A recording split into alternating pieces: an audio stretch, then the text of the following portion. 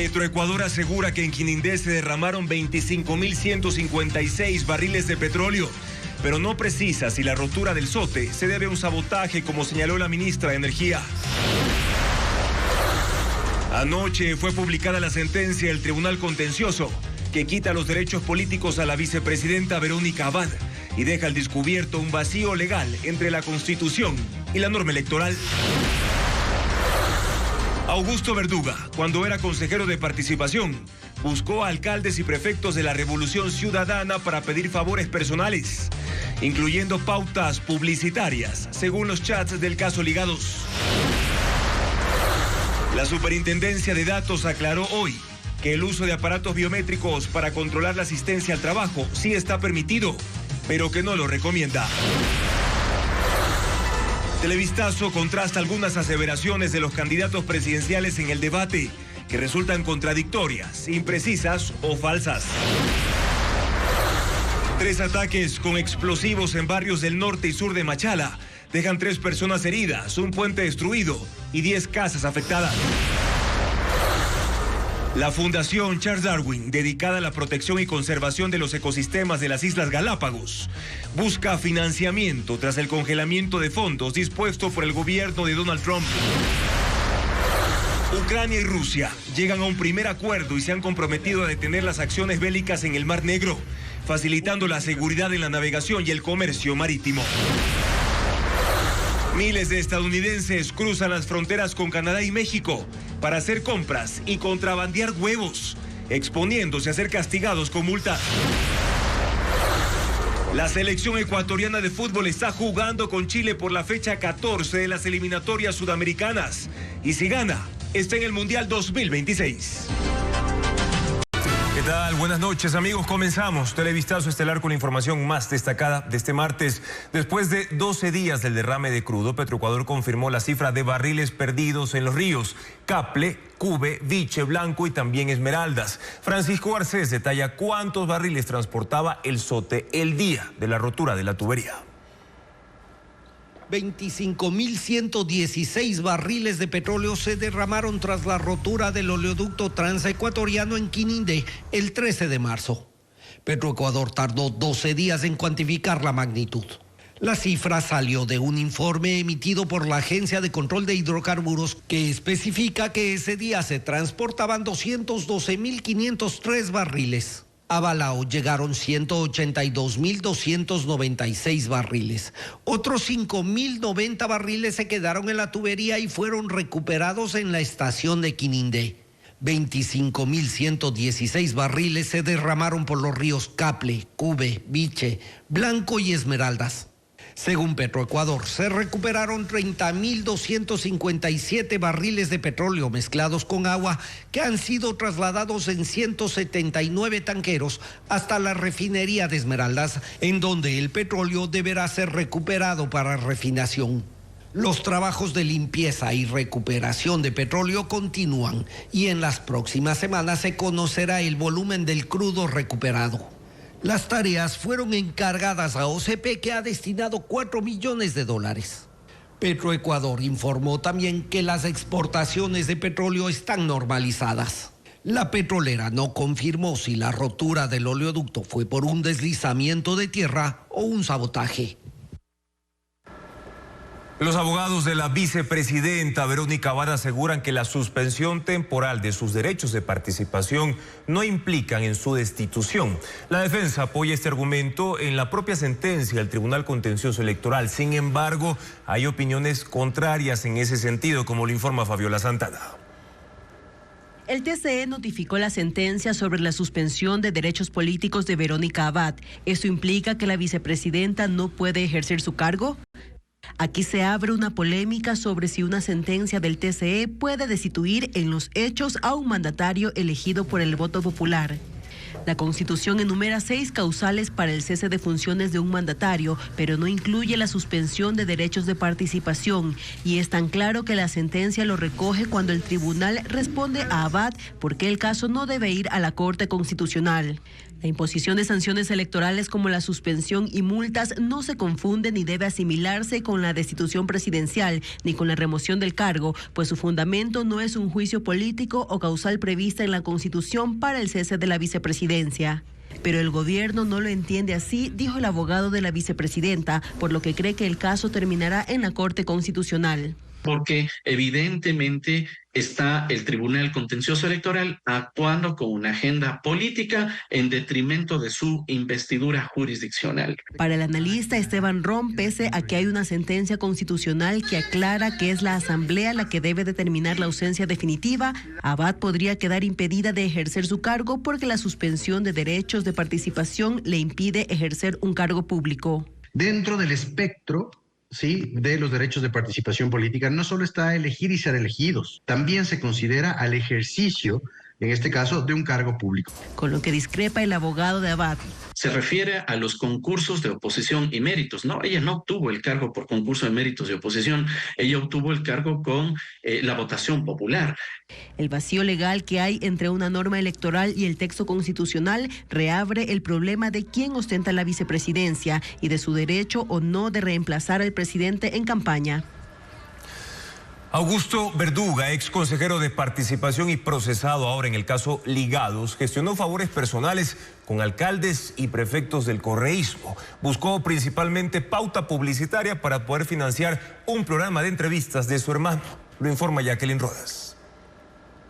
El exconsejero de Participación Ciudadana, Augusto Verduga, aprovechaba que la Revolución Ciudadana tiene alcaldes y prefectos para pedirles favores personales. Es lo que se lee en los chats de su teléfono, extraídos por la Fiscalía en el caso Ligados. Verduga intercedió para conseguir dinero público de los gobiernos locales correístas para financiar un programa de entrevistas de su hermano Abraham. Ñaño, ayúdame a hacer el match con Orlando de Manabí. Yo le voy a escribir, Ñaño. Le envía el contacto telefónico del prefecto de Manabí, Leonardo Orlando, a quien luego escribe: Querido hermano, espero que te encuentres muy bien. Antes que nada, quiero felicitarte por dejar en alto la gastronomía de Manabí, un logro que nos llena de orgullo. Te escribo para hacerte una propuesta de mi hermano Abraham, quien actualmente tiene un espacio de entrevistas cada domingo en la plataforma Ecuador en Directo. Este programa cuenta con una amplia presencia en redes sociales y se dedica a analizar la coyuntura nacional e internacional. Abraham tiene interés de presentarte una propuesta de pauta publicitaria dirigida a la prefectura de Manabí, y creo que a través de este espacio las acciones emprendidas por la prefectura podrían recibir una mayor difusión. Hola, apreciado Augusto. Con gusto le puedes dar mi contacto a Abraham. Ya lo registro. Espero su mensaje. También buscaron a Alex Matute, alcalde de Quevedo por el correísmo. El hermano de Verduga le envió un PDF llamado Propuesta Abraham Verduga, S en directo, Alcaldía de Quevedo 2024. Ese dinero público, al parecer, sí llegó a manos del hermano del exconsejero, según se confirma al revisar el programa que ya cuenta con la pauta publicitaria de ese municipio. Con el auspicio de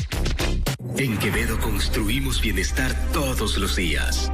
Verduga sugiere a su hermano repetir la gestión con otros alcaldes y prefectos de la RC. Ñaño, podríamos también acercar la propuesta a la prefectura de Guayas a través de JC Pulido. ¿No has pensado en hablar con Paola Pavón y en Aquiles Álvarez? En efecto, Augusto Verduga contactó al gestor síndico de la prefecta Marcela Guiñaga, pero esta vez el favor no era para su hermano, sino para un amigo. Hermano, ¿cómo estás, JC? Te escribo para pedirte un gran favor. Se trata de un tío de Jimmy, una persona muy importante para nosotros. Hace semanas él se acercó con una propuesta publicitaria a Marcela. Juanito es el director de un medio impreso llamado Horizonte. Quisiera saber si podrías darme una mano para lograr que la prefecta le conceda un espacio a Juanito para que pueda explicarle la propuesta con más detalle. Este apoyo que te pido es para alguien muy cercano y valioso para mí y para Jimmy. Hola, Agustiño. Déjame ver cómo canalizo el tema. Otro alcalde del correísmo que pensaron contactar fue el de Milagro, Pedro Solines. El 2 de diciembre de 2024, Verduga le envía el contacto a su hermano y el mensaje.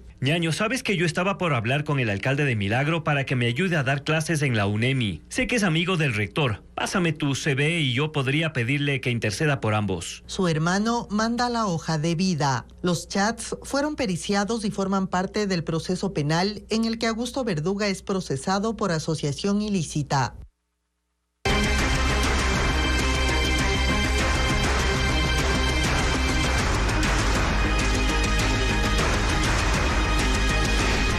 Debate. Verdades y mentiras. Los candidatos presidenciales Daniel Noboa y Luisa González emitieron algunos datos falsos o imprecisos durante el debate del domingo. La información expuesta no coincide con las cifras oficiales. Paul Romero lo explica en el siguiente informe. En el debate presidencial de segunda vuelta, los candidatos Daniel Noboa y Luisa González realizaron afirmaciones contradictorias, imprecisas o falsas. Televistazo verificó algunos casos. González se atribuyó la expulsión del ex asambleísta Ronnie Aliaga de la Revolución Ciudadana, operador político del narcotraficante Leandro Norero, procesado por el caso Metástasis y prófugo de la justicia. Lo expulsé de la Revolución Ciudadana, porque yo no tolero la corrupción, ni de los míos ni los de nadie. Aliaga no fue expulsado. Él se desafilió en marzo de 2024, 3 meses después de la apertura de la investigación fiscal. González se contradijo sobre la entrega del salvoconducto al ex vicepresidente Jorge Glass, sentenciado por corrupción. En el debate cambió de posición. ¿Le vas a conceder el salvoconducto a tu compañero Jorge Glass? No. El 19 de enero, en contacto directo durante la campaña de primera vuelta, dijo que sí. Pues yo entregaré su salvoconducto y que vaya a México, que es donde le correspondería ir. Según el presidente candidato, en 2024 el gobierno logró mejorar la seguridad y reducir los delitos por violencia criminal. Se redujo en un 16% los homicidios, un número significativo. Reducimos también el número de femicidios, el número de extorsiones. La información es parcialmente cierta. Es verdad que el gobierno redujo en ese porcentaje los homicidios, pero los delitos de extorsión y secuestro, según el bloque de seguridad, aumentaron en 300%. Noboa aseguró que el 6% de los ecuatorianos está en edad de jubilación, es decir, que tiene más de 60 años y 30 años de aportes al IES. Darles empleo y con esas aportaciones se vuelve sostenible el pago de pensiones, el pago de jubilaciones, ya que solo el 6% del Ecuador tiene edad de jubilación. Según el Instituto de Estadística y Censo, el porcentaje de habitantes en edad de jubilación es del 12%, el doble de lo señalado por el candidato presidente. Y 2 colectivos de medios realizaron el fact-checking o verificación de hechos y de datos a las afirmaciones de los candidatos a la presidencia de la República durante el debate. Según el análisis que hicieron ambos postulantes, expusieron argumentos falsos, reales y no verificables. Diego Cuenca describe el informe de estas organizaciones. Basta de mentiras. No todo lo que dijeron los candidatos durante las 2 horas del debate presidencial es verdad. Algunos argumentos son mentiras y otros más son imprecisos. A esas conclusiones llegaron 2 colectivos de medios digitales que hicieron el fact-checking o verificación de los hechos. El portal Ecuador Chequea, junto al medio GK, determinaron que de las 11 afirmaciones que dijo Luisa González del Movimiento Revolución Ciudadana, 2 fueron falsas, 2 engañosas, 3 imprecisas, 1 inverificable y solo 3 eran reales. En el caso de Daniel Noboa, presidente de la República y candidato del movimiento ADN, dijo 10 afirmaciones, de las cuales 2 fueron falsas, 1 imprecisa, 2 inverificables y 5 reales. La organización Lupa Media también hizo un análisis. Revisó 27 afirmaciones de ambos candidatos. En el caso de Luisa González, el 37,5% de sus argumentos fueron reales o parcialmente ciertos, mientras que el 62,5% eran imprecisos o falsos. Por otro lado, Daniel Noboa tuvo un 45,45% de afirmaciones verificables, entre ciertas y parcialmente ciertas, mientras que el 54,55% fueron imprecisas, falsas y no verificables. Los colectivos en su análisis destacaron que los datos deben ser contrastados y confirmados para que no se establezcan como relatos únicos ni definitivos, peor aún como verdades absolutas por parte de ambos políticos. Y vea cómo están las aulas de clase y Las propuestas económicas de los candidatos en el debate se centraron en la reactivación productiva, impuestos, bonos y también el tema de la dolarización. Ninguno habló de la política fiscal ni del financiamiento de sus proyectos. Expertos analizaron en contacto directo lo que ambos aspirantes dijeron durante este eje temático. Adriana Bermeo con el resumen. El eje eje temático de economía no estuvo exento de acusaciones y ataques que poco tenían que ver con el tema. De los 20 minutos que duró, los candidatos le dedicaron apenas la tercera parte para hablar de propuestas. Daniel Noboa, de Acción Democrática Nacional, planteó que promoverá las exportaciones, trabajará en alianzas con empresas extranjeras para generar empleo, entregará bonos para emprendimientos y promoverá tratados de libre comercio como el que está a punto de firmarse con Canadá. También dijo que su proyección de crecimiento económico para el 2025 es del 4%. Para el exministro de Economía, Fausto Ortiz, este es un escenario posible. ¿Y por qué es probable? Porque el año pasado con los apagones quizás hemos tenido 11 meses de actividad económica y este año quizás tengamos con los 12 meses completos y eso de ahí le aporta a la economía, es decir, la economía puede entrar dinámica. Luisa González de la Revolución Ciudadana no respondió sobre el crecimiento económico previsto para este año si llega a la presidencia, pero sí ofreció reducir el IVA, reactivar la economía con inversión pública y alianzas con el sector privado, entregar créditos con menos del 5% de interés y para empresarios al 7.5%. Y crear 2 millones de empleos en 4 años. Le quito los 3 puntos al IVA, porque es populismo puro. Van a ponerte otro impuesto. A la banca, al patrimonio. Sin duda, el tema que focalizó el debate sobre economía fue la dolarización. Más allá del enfrentamiento y las acusaciones, ambos candidatos aseguran que la mantendrán y fortalecerán. Ninguno dijo cómo. No existió el suficiente argumento como para decir cómo se va a fortalecer, que es lo que más importa, porque una declaración teórica de que se mantendría la dolarización es simple, pero cómo sostener esa dolarización, eso es realmente el condumio al cual los ecuatorianos debemos acceder. Y se dejaron de lado asuntos importantes. Ningún candidato planteó una política fiscal clara. Es relevante porque ahí tenemos que ver cuál déficit fiscal va a trabajar, va a hacer inversión pública, va a conseguir financiamiento, de qué manera se va a acercar a multilaterales, va a estar alejado, va a pagar la deuda, no la va a pagar. Es decir, ahí había mucho material para poder entrar. Las propuestas económicas en general, según los expertos, tuvieron un tinte populista, porque los candidatos no expusieron ninguna hoja de ruta y tampoco el financiamiento. Ucrania y Rusia aprueban un primer acuerdo en el camino hacia un alto al fuego en la guerra. Se han comprometido a detener las acciones bélicas en el Mar Negro, facilitando la seguridad en la navegación y el comercio marítimo. Estados Unidos, gestor de los diálogos, quitará algunas sanciones impuestas a Rusia. El acuerdo fue anunciado por la Casa Blanca y estipula que Rusia y Ucrania ponen fin a las actividades militares en la región del Mar Negro, dando seguridad a la navegación comercial y permitiendo el tránsito sin riesgos para las exportaciones de productos agrícolas por vía marítima. El presidente de Ucrania, Volodymyr Zelensky, confirma que además decidieron no atacar la red del sistema energético en ambos países, que habrá control y seguimiento a este acuerdo y que trabajarán para lograr una paz sostenible. Zelensky dice que aparte Estados Unidos ayudará a Ucrania con la gestión para el retorno de los niños ucranianos que fueron llevados a Rusia a inicios del conflicto y la devolución de prisioneros de guerra, civiles y militares. En lo que respecta a Rusia, el régimen de Vladimir Putin tendrá apoyo de la Casa Blanca para volver a los mercados mundiales de exportación de productos agrícolas y fertilizantes, mejorar el acceso a los puertos y habilitar los sistemas de pago para esas transacciones, actividades que hasta ahora han estado bloqueadas como parte de las sanciones comerciales y financieras, y que Moscú ha pedido que se levanten como condición antes de que entre en vigencia este primer acuerdo con Ucrania. Los combates aéreos y los bombardeos contra objetivos en tierra, sin embargo, continúan y dejan decenas de muertos y heridos cada día.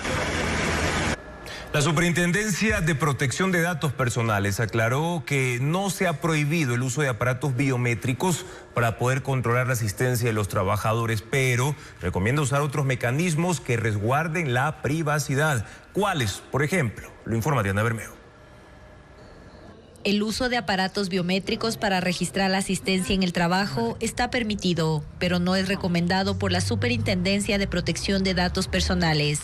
Hace una semana, esa institución respondió a la consulta hecha por un ciudadano sobre este tema y dijo que la recopilación de información biométrica para el control de asistencia no es procedente ni recomendable porque es excesiva e innecesaria. Hoy el superintendente Fabricio Peralta, ante las dudas que generó ese pronunciamiento en el sector empresarial, aclaró que lo dicho no es vinculante. Por ello, reiteramos que no se ha emitido ninguna resolución o norma técnica de alcance general que ordene la eliminación de dispositivos biométricos, ni que prohíba su uso en otros ámbitos distintos al control de asistencia. Los aparatos biométricos que se utilizan en el país para registrar la asistencia de un trabajador en su mayoría reconocen huellas dactilares y rasgos faciales. La superintendencia concluyó que su uso implica un alto riesgo. Pues se trata de datos sensibles.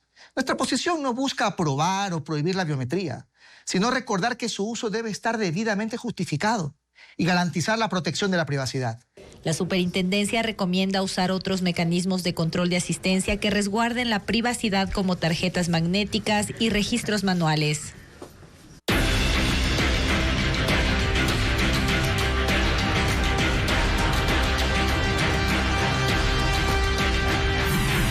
Venezolanos, la vileza correísta.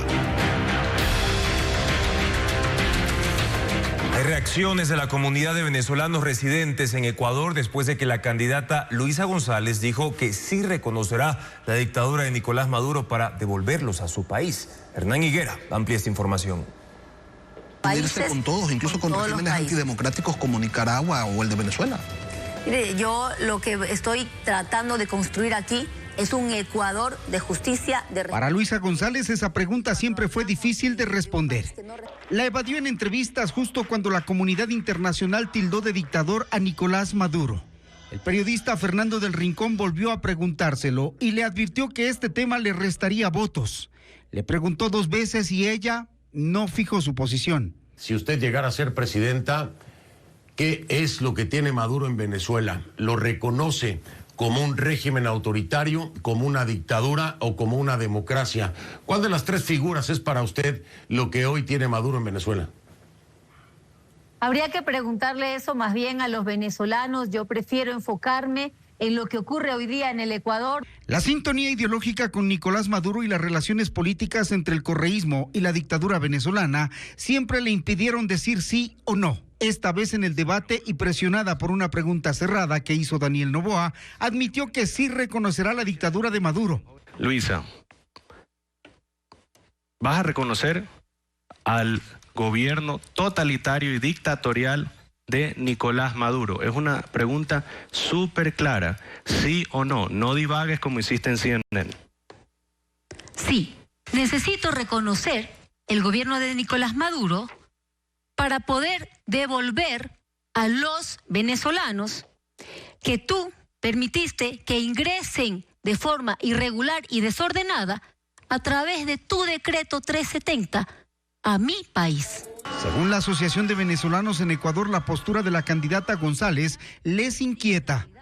Ellos dicen que miente y que no puede endosar a Noboa, la diáspora venezolana, y muestran cómo el correísmo y el chavismo firmaron un estatuto migratorio que reconoce la libre movilidad desde el 2010. Hay una demagogia de parte de una candidata en específico que diga, en el momento en que yo llegue a la presidencia, saco a todos los venezolanos del país. Pues tendrá que enfrentarse también con las leyes y con la justicia ecuatoriana para poder llevar a cabo ese proceso. Y para poder hacerlo tendrían que hacer una reforma a la Ley Orgánica de Movilidad Humana y su reglamento. En Ecuador hay 250,000 venezolanos, el 70% profesionales. Y para las asociaciones de migrantes devolverse a Venezuela no es una opción. Aquí tienen familias y sus bienes. Y las reacciones sobre este tema se mantienen porque venezolanos residentes en Ecuador también están preocupados por las advertencias de Luisa González, quien afirmó que gobernará al estilo Trump si gana las elecciones del próximo 13 de abril. La candidata del correísmo no solo advirtió que regresará a su país a los migrantes venezolanos indocumentados, también a los que quitan el trabajo a los ecuatorianos y a los que generan violencia, dijo. Reconocer al dictador Nicolás Maduro y tratar a los venezolanos al estilo Donald Trump es lo que hará la candidata Luisa González si llega a ganar la segunda vuelta. Lo dijo en el complemento a su argumento a la respuesta sobre por qué deportará a los migrantes venezolanos. Yo haré, igual que Estados Unidos, devolver a los venezolanos que no tienen un ingreso regular, que nos quitan el empleo o que siembran violencia en mi país. De absurda y xenófoba, así califica la Asociación Venezuela en Ecuador a la propuesta de la candidata González. Daniel Regalado, su representante, lamentó que la presencia de los venezolanos en Ecuador sea tema de campaña donde se generalizan los calificativos. Xenófoba y definitivamente no está enmarcando su campaña hacia soluciones y propuestas, sino atacar o utilizar una nacionalidad para poder justificar cualquier tipo de voto que pueda generar por el rechazo que puedan tener por los venezolanos. Para los venezolanos que tienen empresas, negocios o trabajos bajo relación de dependencia, lo dicho por la candidata es una amenaza dolorosa, porque olvida que los que han logrado establecerse lo hicieron luego de haber tenido que salir de Venezuela por la represión y la miseria generada por Maduro, y que ahora tienen derechos y obligaciones. Realmente el ecuatoriano debería saber cómo está Venezuela, realmente, y Venezuela no está mejor que Ecuador, está peor. Lo que pasa es que como no se vive, no se entiende cuál es la realidad en Venezuela. Y Venezuela realmente no es el modelo adecuado para un país democrático. Los colectivos piden al CNE o al Tribunal Contencioso Electoral se pronuncien sobre lo que ellos consideran el posible cometimiento de delito de instigación al odio, por la forma como se aborda el tema. Los venezolanos en Ecuador han entrado en incertidumbre por lo que se ha dicho por parte de la candidata correísta en el debate.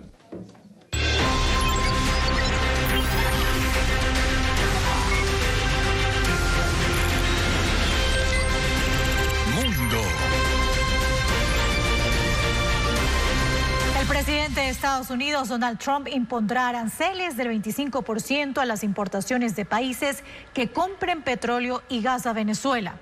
Trump acusa al régimen de Nicolás Maduro de enviar deliberadamente a personas violentas, integrantes de bandas criminales como Tren de Aragua, y castiga a quienes apoyen a ese gobierno con compras petroleras. Productos de China, España, Rusia, Singapur y Vietnam serán algunos de los más afectados cuando la medida entre en vigencia el 2 de abril.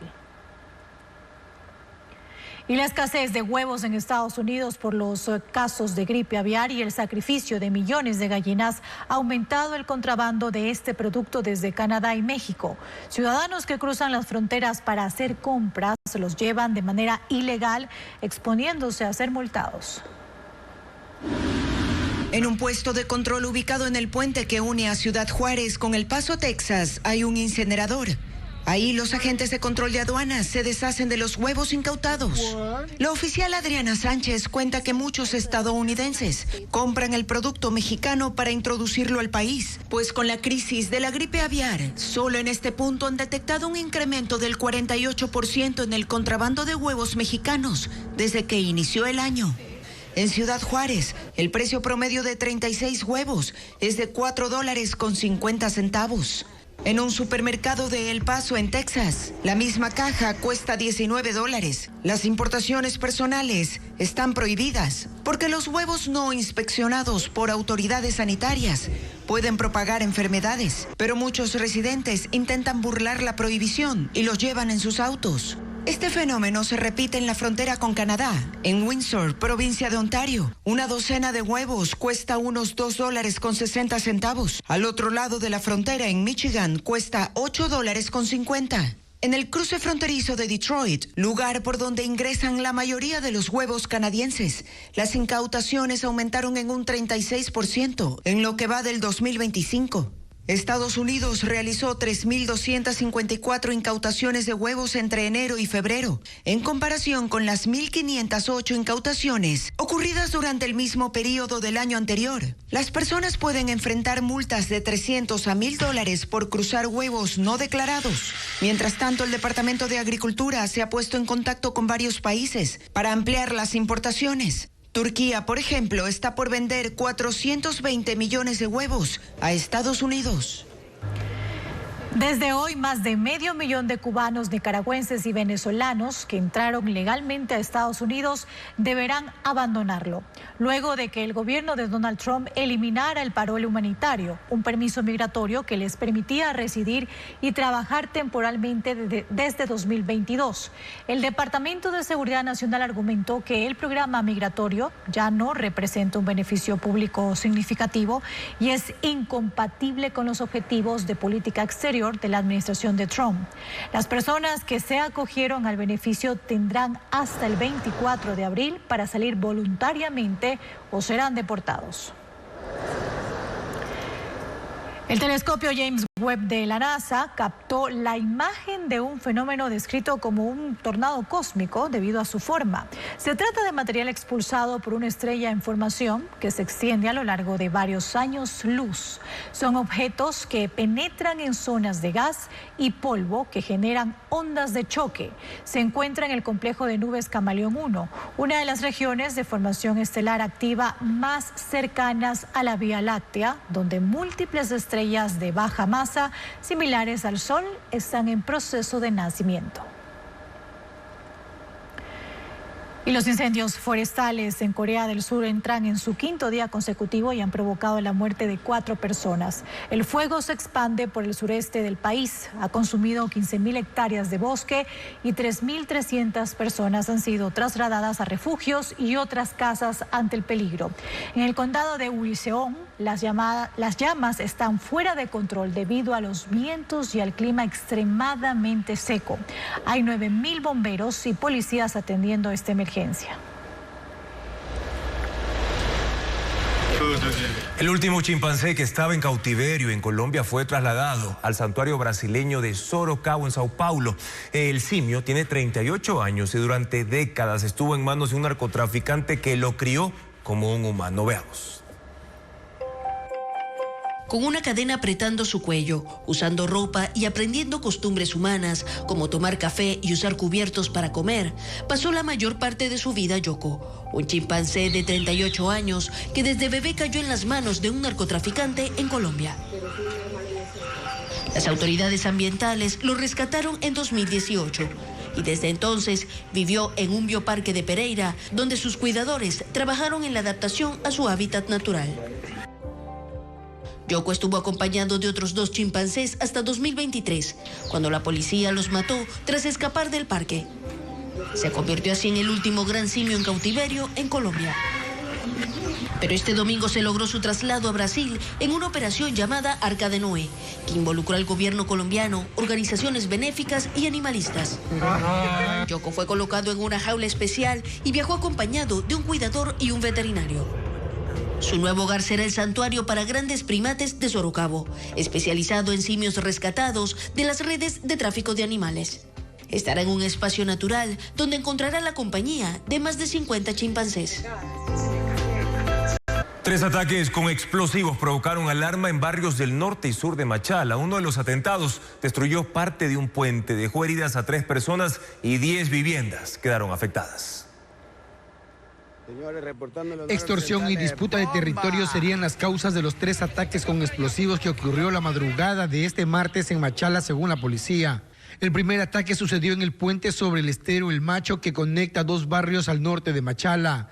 Según la policía, 2 personas a bordo de una moto dejaron un saco con un cilindro cargado con tacos de dinamita que estalló minutos después. La explosión provocó un cráter en la calzada, destruyó las barandas del puente y causó heridas leves a 3 personas. 15 viviendas cercanas resultaron con daños en ventanas y techos, y un vehículo que estaba en un garaje terminó con los vidrios rotos. El segundo ataque ocurrió en el barrio Adolfo Bucarán, al sur de la ciudad.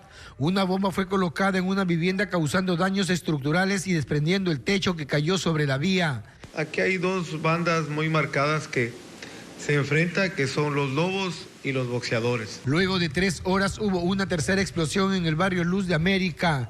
La policía presume que este atentado está relacionado con un intento de extorsión a la propietaria de una vivienda, una comerciante a la que le estarían exigiendo $5,000. La onda expansiva destruyó la fachada de su casa, expulsó las hojas de 100 a la calle y dejó una persona herida. Estas bandas están reclutando a los menores de edad La anterior semana se cogió a un niño de 12 años, 14 años, 15 años, y ellos son los que van llevando los explosivos, los que lanzan las bombas Molotov. Personal de la empresa eléctrica y de servicio de internet trabajan en la reparación de postes y equipos afectados por las explosiones. La Asamblea se apresta a aprobar una ley que entregará $1 por barril de petróleo a las provincias donde se industrialice el crudo. Patricio Díaz informa que se trata de Esmeraldas, Santa Elena, Sucumbíos y entrega detalles de este proyecto. La Asamblea sesionará este miércoles en Esmeraldas y, entre otras leyes, busca aprobar en segundo debate una norma para que esta provincia participe de las rentas petroleras. El proyecto propone que las provincias donde se industrialice el crudo reciban $1 por cada barril que procesen. En 2024, la refinería de Esmeraldas procesó 24.691.000 barriles. Con la norma recibirá $24.691.000. En la refinería de La Libertad fueron 13.369.000 barriles. La provincia de Santa Elena recibirá el mismo valor en dólares. La refinería de Shushufindi procesó 7.147.000 barriles. Sucumbíos, de aprobarse la ley, recibirá esos 7 millones de dólares. El Ministerio de Finanzas tendría que descontar en total 45.198.000 dólares de los ingresos fiscales por el petróleo. Esa cifra puede cambiar cada año dependiendo del número de barriles procesados. Los recursos se distribuirán el 10% para las parroquias donde se industrializa el petróleo, el 50% para el municipio del cantón y el 40% para las prefecturas del área de industrialización. Lo recibido no podrá ser usado para gasto corriente y deberá ser priorizado en obras de agua potable, alcantarillado, manejo de desechos, infraestructura vial y gestión ambiental. La convocatoria a sesionar en Esmeraldas fue criticada por los gastos de viaje, equipos y logística que, según el oficialismo, debería ser destinado a los damnificados del derrame de petróleo en esa provincia. Las autoridades legislativas respondieron que no cubrirán los gastos de movilización, transporte, hospedaje y viáticos de ningún asambleísta. 2024, 3.500 millones. Y la Asamblea Nacional aprobó la Ley de Servicio Cívico-Militar Voluntario, Reservas e Identificación Militar. Esta normativa regula la formación de soldados según las necesidades de las Fuerzas Armadas. Paul Romero detalla qué establece la norma. Por unanimidad, con 122 votos, la Asamblea aprobó la Ley de Servicio Militar Voluntario, Reservas e Identificación Militar para regular la formación de soldados de las Fuerzas Armadas. Tiene 53 artículos y se tramitó en la Comisión de Seguridad después de 17 años de haber sido eliminado el servicio militar obligatorio. La ley establece 11 beneficios para los jóvenes entre 18 y 22 años que opten por el servicio militar durante un año. Alimentación, asistencia social y psicológica, remuneración mensual de $225, atención de salud en el ISFA, bachillerato acelerado, licenciamiento anticipado para la postulación en las escuelas de formación de oficiales y tropa y grado de soldados de reserva, entre otros beneficios. Los soldados también tienen obligaciones y están sometidos al régimen de disciplina militar para sanciones administrativas y por ejercicio de sus funciones. Este año fueron reclutados 5.000 soldados para las escuelas de formación y la expectativa es que ingresen 5.000 jóvenes por año, al menos hasta 2028. El presupuesto anual para la alimentación y vestuario es de $1.125.000. En 2028 el correísmo cambió el servicio militar obligatorio por voluntario. Desde entonces la regulación para el acuartelamiento pasó a la Dirección de Movilización del Comando Conjunto, que anualmente convoca a los aspirantes según el requerimiento de cada fuerza. En Quinindé, las comunidades afectadas por el derrame exigen asistencia médica. Los 5 puntos de atención activos para atender esta emergencia registran un incremento de pacientes. Francisco Garcés sigue recorriendo el cantón y explica que en el sector El Caple se registran más de 30 atenciones por cada día. Miles de personas son afectadas directa e indirectamente por el derrame de petróleo en Quinindé. Dotarles de agua para el consumo es una prioridad que requiere un despliegue logístico. Más de 50 tanqueros recorren los sitios afectados. Los ríos Caple, Cube y Viche proporcionaban el agua para el consumo, las actividades cotidianas y los trabajos de agricultura. En Chucaple, un recinto con más de 20 familias, acostumbraban a bañarse por las tardes en el río. Desde hace 11 días ya no lo hacen por temor a contraer enfermedades. A un cuñado que yo tengo le afectó en las vistas, anda con las vistas rojas, y una hermana que está embarazada le tocó irse por el olor del petróleo. La situación es similar en Majua, Chinca, Bellavista, El Timbre, San Mateo y La 30, en donde la mayor necesidad es el agua. Dotar de agua segura a las comunidades se convirtió en la prioridad y para eso se han donado decenas de estos tanques con capacidad de hasta 2.500 litros cada uno. Todos los días se llenan con agua que proveen los tanqueros desde Esmeraldas y Quininde. Los problemas de salud empiezan a presentarse. En los 5 puntos de atención montados por la emergencia, los pacientes van en aumento. En este Encaple son más de 30 atenciones cada día. Ahorita por el tema del petróleo son afecciones en la piel, dermatológicas, problemas en los ojos, conjuntivitis, cefaleas, pero estamos atendiendo para todo servicio. El niño ya comienza a darle comezón, le ha salido esos granitos, no le digo. Desde ayer ya anda con esos granitos que le dice a la mamá que le pican. Con medicina general, pues lo mandaron pastillas, también para los niños, medicamentos, todo eso. Por lo pronto, la ayuda llega a los afectados, que también esperan que el Estado les compense económicamente por los daños. Han recibido ofrecimientos, pero aún no saben con certeza cómo será esa compensación.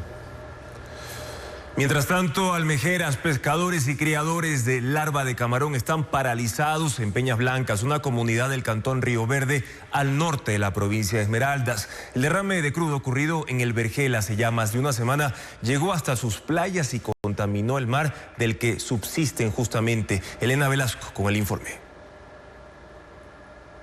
Oficios que dependen del mar han quedado paralizados en Peñas Blancas, en el cantón Río Verde, al norte de Esmeraldas. En la orilla de la playa, donde 150 personas se dedicaban a la recolección de almejas, el crudo llegó 4 días después del derrame en el Vergel. Las personas no podemos venir a la playa a coger porque no están muertas, no se puede comer nada de esta porque el petróleo ha afectado mucho. El 70% de las personas dedicadas a esta actividad son mujeres. Nosotros ahorita no tenemos el cómo darles el pedazo de verde a nuestros hijos. Yo soy una madre soltera. Mis hijos son 7 niños que yo tengo. Tengo un niño de seno que también él toma un tarro de leche y no tengo cómo comprarle. Antes del derrame, cada almejera lograba recolectar hasta 10 libras de moluscos diariamente. Las comercializaban al filo de la carretera. Sin embargo, ahora excavan la arena hasta con machete, pero no encuentran nada. En la misma playa, 50 lanchas permanecen varadas. Al menos 150 pescadores han dejado de salir al mar por temor a la contaminación. Algunos se han arriesgado a lanzar redes a 1 o 2 millas de la costa, pero han regresado con las redes cubiertas de grasa. Salimos y no hay nada, no agarramos nada. Si tenemos 20 paños de redes en las canoas, lo que traemos hay veces 5 libritas de pescado o 6 libritas de pescado. El impacto también llegó al criadero de larvas de camarón de Rafael Velázquez, al borde de la playa. Su producción depende del agua de mar para abastecer las piscinas. Tras el derrame, las 16 piscinas donde deberían desarrollarse las larvas están vacías. Nosotros aquí sembramos alrededor de 14, 15 millones de larvas en el laboratorio. Ya. Para esa producción nosotros necesitamos alrededor de unas 300 toneladas de agua. Cada lote de larvas requiere un cambio diario de agua durante 20 días, hasta que alcanzan 1 centímetro y son entregadas a los 60 camaroneros de la zona. Hoy ellos también están paralizados. Y tras el derrame de combustible en el poliducto Xuxufindi-Quito, maquinaria de Petroecuador y del Ejército trabaja para contener el avance del combustible, mientras en la parroquia Gonzalo Díaz de Pineda, ganaderos y agricultores temen usar el agua del río como lo hacían diariamente. Elizabeth Quesada con el informe de la situación. En el kilómetro 155 de la vía Chaco-Lago Agrio, provincia de Napo, un equipo de 50 trabajadores y técnicos de Petroecuador, el Cuerpo de Ingenieros del Ejército y el Oleoducto de Crudos Pesados, OCP, construye 3 diques de contención. Utilizan excavadoras y tractores para levantar barreras con tierra no contaminada, con el objetivo de frenar el avance del combustible tipo jet fuel tras el derrame ocurrido en el poliducto Xuxufindi-Quito. Desde el punto cero del incidente, las lluvias dispersaron el hidrocarburo. El combustible descendió unos 400 metros a través de pastizales y llegó al río Quijos, que desemboca en el Coca. Allí se instalaron 3 barreras flotantes para evitar que los derivados lleguen hasta la central hidroeléctrica Coca-Codo-Sinclair. A media hora de la fuga está la parroquia Gonzalo Díaz de Pineda, donde hay potreros y cultivos de naranjilla asentados en los márgenes del río. Son cerca de 40 fincas ganaderas que temen por sus animales. Enfermedades como a la piel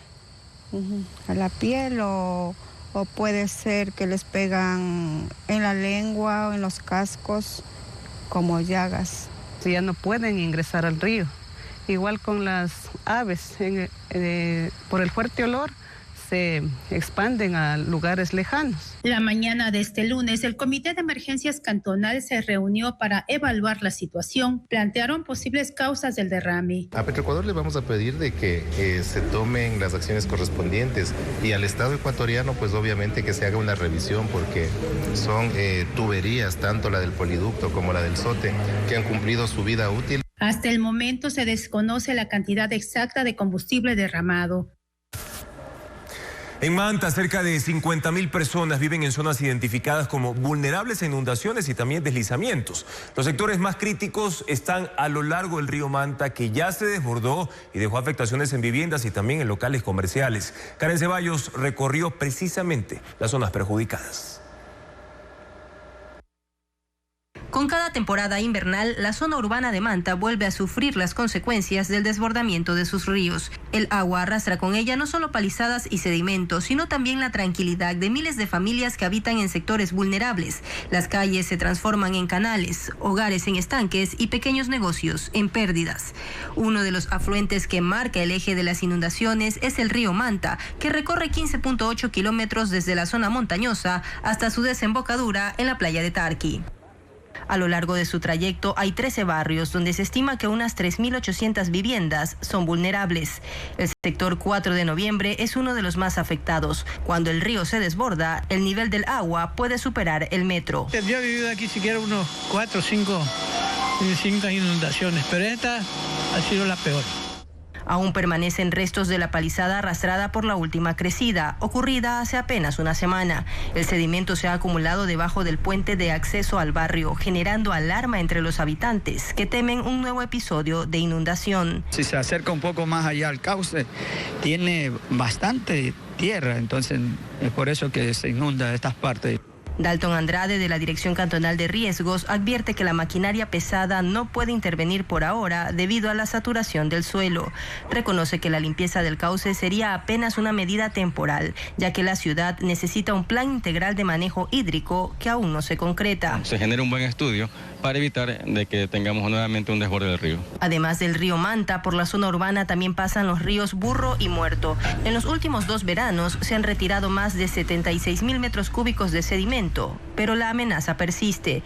Según el municipio, alrededor de 50.000 personas viven en 60 sectores identificados como zonas de alto riesgo de inundaciones. El tema principal aquí es el desorden territorial. Para que los planes sean realmente efectivos, Pilar Cornejo, exsecretaria nacional de Riesgos y docente de la SPOL, considera que no basta con hacer cumplir la prohibición de construir junto a las riberas. También es necesario replantear el enfoque de la obra pública. Uno puede pensar que en las veredas sean veredas huecas o que tengan lo que se llama jardines de lluvia que permite que el agua se infiltre. Entonces, no hay una solución única, hay una solución combinada. Además, recomienda emprender un plan de reforestación en las riberas de los ríos, con especies nativas del bosque tropical seco como parte de una estrategia sostenible para reducir el riesgo a futuro. La Fundación Charles Darwin, que durante más de 60 años se ha dedicado a la protección y conservación de las Islas Galápagos, buscaba financiamiento tras el cierre de la agencia estadounidense USAID. Bessie Granja precisa que actualmente la organización está llevando a cabo campañas de donación en las redes sociales. Tras el cierre de proyectos de la Agencia de los Estados Unidos para el Desarrollo Internacional, USAID, la Fundación Charles Darwin perdió una parte de sus ingresos y ahora asegura que uno de sus proyectos de conservación está en peligro. En entrevista con Televistazo, el director ejecutivo de la organización, Rakan Zahawi, reconoce que enfrentan un momento crítico y que por ello ahora buscan una nueva fuente de financiamiento. Reducimos mucho los gastos innecesarias, dejando solo el personal. Y empezamos una campaña inmediata de levantamiento de fondos. La fundación habilitó una página web donde solicita ayuda y donaciones para el programa Habla Tiburón, presentado en 2023, que busca conservar tiburones y rayas. USAID había prometido su patrocinio por un monto de $9.7 millones en 5 años. Muchas fundaciones están como tratando de ayudar para tratar de compensar. Entonces sí logramos algunas donaciones que nos ha dado como un respiro, yo diría, de unos 6 meses, mientras que buscamos más fondos. En la Fundación Charles Darwin laboran 150 personas, entre científicos y trabajadores de otras áreas. La mayoría de ayuda que recibe para el desarrollo de sus actividades es internacional. Actualmente en Galápagos, la organización fundada en 1959 para la conservación de los ecosistemas del archipiélago y la investigación de las especies, tiene en marcha 25 proyectos de investigación, como la restauración de zonas áridas y la exploración de aguas profundas. La situación para quienes padecen enfermedades raras o poco frecuentes en el país sigue siendo compleja. Dificultad para conseguir un diagnóstico oportuno y falta de recursos para sus tratamientos son algunos de los obstáculos a los que se enfrentan a diario, como lo informa Carla Delgado. Un día, mis papás notaron que algo era diferente. Mis movimientos no eran los mismos. Rafaela es una niña de 10 meses que fue diagnosticada con atrofia muscular espinal, una enfermedad genética rara que afecta a la médula espinal y debilita progresivamente los músculos. Sin tratamiento oportuno, la esperanza de vida es limitada. Para detener su enfermedad necesita una dosis de una medicación intravenosa que cuesta $2 millones y no se consigue en el país. Si bien es cierto, el momento en el que recibes esta noticia es durísimo. O sea, lo único que haces es llorar, o sea, no puedes hacer otra cosa, pero después de eso tienes que levantarte y tienes que ponerte en acción porque no puedes quedarte esperando, ¿no? 2.500 pacientes que tienen enfermedades poco frecuentes viven el mismo drama, según la Federación de Enfermedades Raras del Ecuador. Aunque dice que hay subregistro porque muchos pacientes mueren sin ser diagnosticados. La odisea diagnóstica, muchas personas no tienen un diagnóstico preciso, hay muchos subdiagnósticos. Otro problema es que a pesar de que en 2022 se logró obtener el registro único de enfermedades raras, no se ha avanzado en el censo de pacientes. Ese es un insumo clave. Sabríamos cuántas personas conviven con enfermedades raras en Ecuador, qué tipos de enfermedades son las que tienen mayor incidencia y prevalencia. Eso nos ayudaría. Y para los presupuestos, por supuesto, en esos temas de enfermedades raras. Por ahora hay un proyecto de ley que está en la Asamblea en el que se pide, por ejemplo, que se destine un presupuesto para este tipo de enfermedades y que se cree un centro médico de referencia para que los pacientes logren sus diagnósticos de manera oportuna. En la información tecnológica les contamos que el robot humanoide Atlas sorprende al bailar breakdance. Además detectan oxígeno en la galaxia más distante jamás encontrada. Ana María Palacios con más detalles.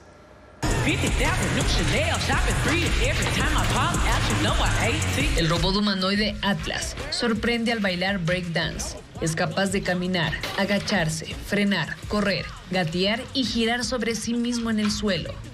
La empresa de robótica Boston Dynamics, que lo creó, mostró sus avances respecto a su movilidad que fueron logradas mediante las aplicaciones de las técnicas de aprendizaje por esfuerzo y captura del movimiento humano.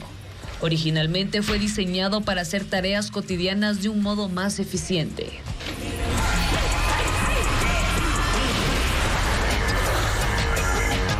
Facebook anunció que permite la monetización de las historias y ganar dinero por las interacciones con la comunidad. Una opción para que los creadores aumenten sus ingresos mediante la publicación de imágenes y videos. Los usuarios deben tener su cuenta pública. La opción está disponible a escala mundial.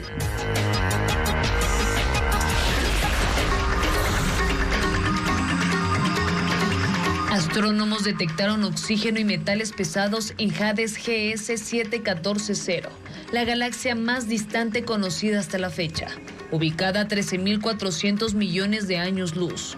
Este hallazgo fue realizado por el telescopio espacial James Webb y el telescopio ALMA. Sugieren que las galaxias pudieron formarse más rápido después del Big Bang de lo que se creía. Esto puede ayudar a esclarecer qué ocurrió después del inicio del universo y la identidad de los objetos celestes que aparecieron. La Alianza Francesa de Guayaquil inicia la Semana del Cine Francófono con la proyección gratuita de 4 películas. Además, en Quito se presentará un show que pone en escena 25 artistas y que muestra la pasión del tango argentino. Estefanía Arias con la agenda cultural.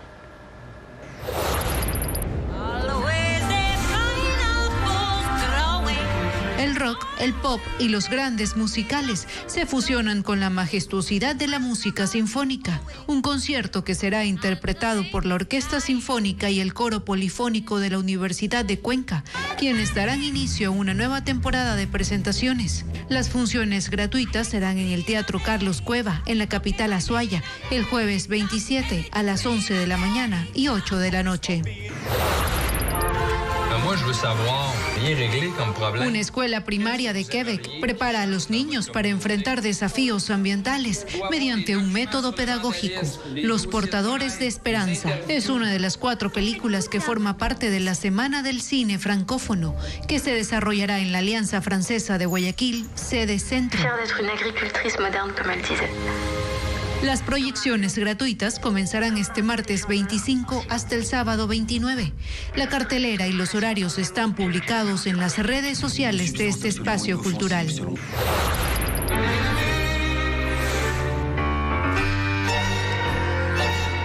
Un espectáculo de danza y música en vivo que celebra la historia y la pasión del tango argentino. Forever Tango se presentará en el Teatro Scala en Quito, un show creado por el director y bandoneonista Luis Bravo, que pone en escena a 25 artistas. Las funciones serán el viernes 28 a las 19 horas y el sábado 29 a las 17 horas. Miley Cyrus anunció cuándo será lanzado su 9º álbum de estudio titulado Something Beautiful. Además, Ana María Palacios nos cuenta que el cantante y productor ecuatoriano Ricardo Perotti brindará un concierto este viernes 28 de marzo en Quito. A continuación, la información del espectáculo. Miley Cyrus anunció la fecha de estreno de su álbum Something Beautiful, que será el 30 de mayo. Tendrá 13 canciones, producidas por ella misma junto a Shawn Everett, reconocido por colaborar con Beyoncé y Adele. Según la estadounidense, esta producción está inspirada en el disco The Wall de Pink Floyd. Pedro Pascal, Bella Ramsey y la peruana Isabela Merced presentaron la segunda parte de la serie The Last of Us en el Teatro Chino de Los Ángeles. Esta producción es la adaptación para televisión del popular videojuego. La serie se desarrolla 5 años después de los acontecimientos de la primera temporada. Joel y Ellie se ven envueltos en un conflicto entre ellos, en un mundo más peligroso. El cantante y productor ecuatoriano Ricardo Perotti brindará un romántico concierto titulado Toda una vida de canciones, este viernes 28 de marzo en Quito, en la estación en Puembo. Con 25 años de trayectoria, el artista cantará ¿Quién te ha dicho que el amor es fácil? Aunque no sé dónde estás, basta con que estés y rondando una vez más. Drake Bell estrenó el videoclip de la canción Diosa, en el que explora ritmos latinos, canta en inglés y en español. El estadounidense habla de un amor del pasado. El tema está dedicado para su público latinoamericano, en especial el mexicano. Gracias por su sintonía, amigos. Más noticias mañana en la primera emisión de Televistazo a las 5:55 horas. También en vivo por ecuavisa.com y Ecuavisa Play. En contacto directo estarán Daniel Pontón, experto en seguridad, y analizará si Daniel Noboa y Luisa González anunciaron estrategias viables y probadas para combatir la delincuencia. Además, el sociólogo Javier Gutiérrez analizará si los planteamientos de los aspirantes a la presidencia de la República puede evidenciar lo que harán por los jóvenes y niños que las mafias están reclutando. Gracias por habernos acompañado en esta emisión de Televistazo. Buenas noches.